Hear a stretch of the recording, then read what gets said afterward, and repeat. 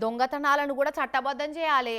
దొంగల వృత్తిని high risk ప్రొఫెషనల్గా గుర్తించి దొంగల వృత్తిలో కొనసాగుతున్న వాళ్లకు సర్కారే ఇన్సూరెన్స్ సౌలతి కల్పించాలి.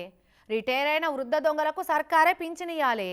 దొంగతనాలు నేర్చుకుంటున్న లేత దొంగలకు స్టైఫండ్ లెక్క దొంగ భృతి ఇవ్వాలి. దొంగతనం చేసి దొరికినప్పుడు న్యాయ సహాయం కోసం సర్కారే ప్రత్యేక వకీల్ను కేటాయించాలి.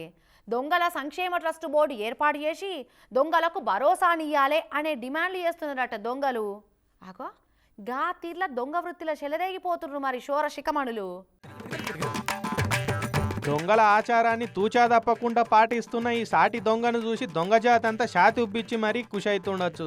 సుడూరి వెనకటెప్పుడో దోసిన సామాన్లను ముల్యగట్టి జబ్బకేసుకొని మోసుకపోదురని విన్నాం కానీ ఇయాల్టి జనరేషన్ దొంగలు అదంతా మోటు అని ముల్యలు గట్టుడే బంద్ చేసిరు. స్టైల్గా బ్యాగులలో చదువుకొని షాపింగ్కు పోయినట్టు పోతున్నారు. కానీ మహబూబాద్ జిల్లా కేసముద్రం కాడున్న మహాలక్ష్మి ట్రేడర్స్ అనే దుకాణంలో జొరిన దొంగ పాత పద్ధతిల్నే దోచిన సొమ్ములను మూటగట్టి దొంగల సత్సంప్రదాయాన్ని ఎట్లా పాటించిండో చూడురి. అర్ధరాత్రి షటర్ తాళం బలగొట్టి లోపల జోరిన దొంగ కౌంటర్ కాడికి పోయి డ్రా తెరిచి చూసిండు. లెక్క పెట్టి కట్టగట్టిన పైసలు కనిపించే వరకు లచ్చిందేవి కళ్ళల్లో మెరిసిపోయినట్టు అయిపోయింది. ఇక ఎంట ఏం బ్యాగు తెచ్చుకోలేదు. జబ్బ మీద వేసుకున్న తువ్వాలనే తీసిండు, కుర్చీ మీద వరిసిండు. మంచిగా డ్రాలకెళ్ళి తీసిన పైసల కట్టలను తువ్వాలలో వేర్చిండు. మంచిగా ముల్లె కట్టిండు. జబ్బకేసుకొని దబ్బున ఆడికెళ్ళి వెళ్ళిపోయిండు. ఇదంతా షాపులున్న సీసీ కెమెరాలో రికార్డ్ అయిపోయింది. అట్లా మనకు చూసే భాగ్యం దక్కింది అన్నట్టు.